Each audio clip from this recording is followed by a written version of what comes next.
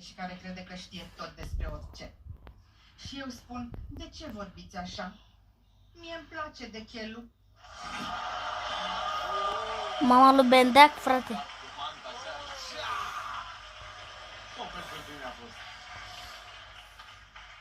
Pentru mine, Mihăiță va fi mereu bebelușul meu.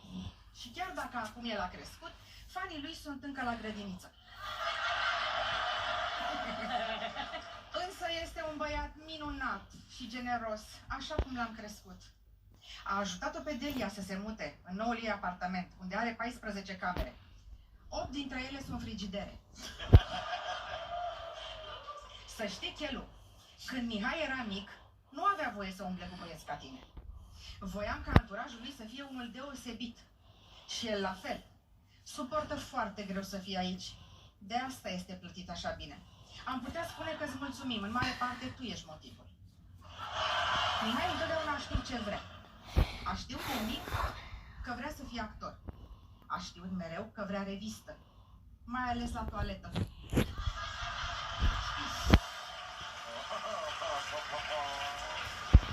M-au întrebat producătorii acestei emisiuni dacă nu dau ceva din casă. Ba da, voi da. Pătuțul lui Mihai de când era mic. Îl păstram cu mare drag pentru copiii lui. M-am obișnuit cu gândul. O să păstrez câteva plăci de faianță și gata.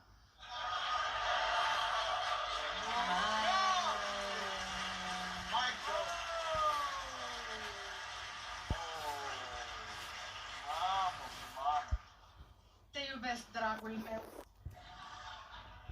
De fiecare dată când te văd la televizor sunt liniștită. Știu că măcar în momentele alea nu faci tâmpenii. Mai știi când erai mic și aveai o grămadă de prieteni și te jucai cu ei și râdeați toată ziua fericiți, iar tu erai cel mai popular băiețel din cartier? Da? Nici eu.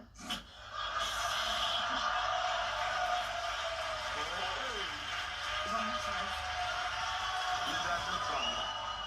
Un număr foarte bine scris, faptul că mama lui a urcat pe scenă și s-a șters pe picioare cu el, a fost magie curată. Până la urmă trag o concluzie sinistră. Chiar am avut o zi frumoasă la umor. Mame! Da, a fost. Mama a avut niște chestii extraordinare. Și hai, lasă textul, că poate, nu știu, l-a făcut altcineva, l-a bănat cu l-a dat bine de tot.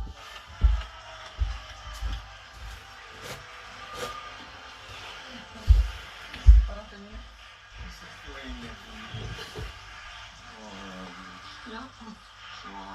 te iubesc cu toată și să știi.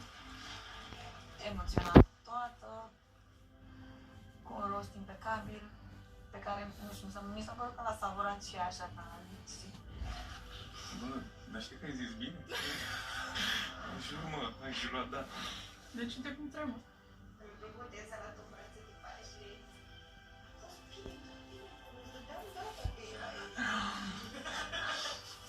Să mă, pentru că și când n-a fost rău. Rău n-a fost. Hai să plecăm. Mulțumesc.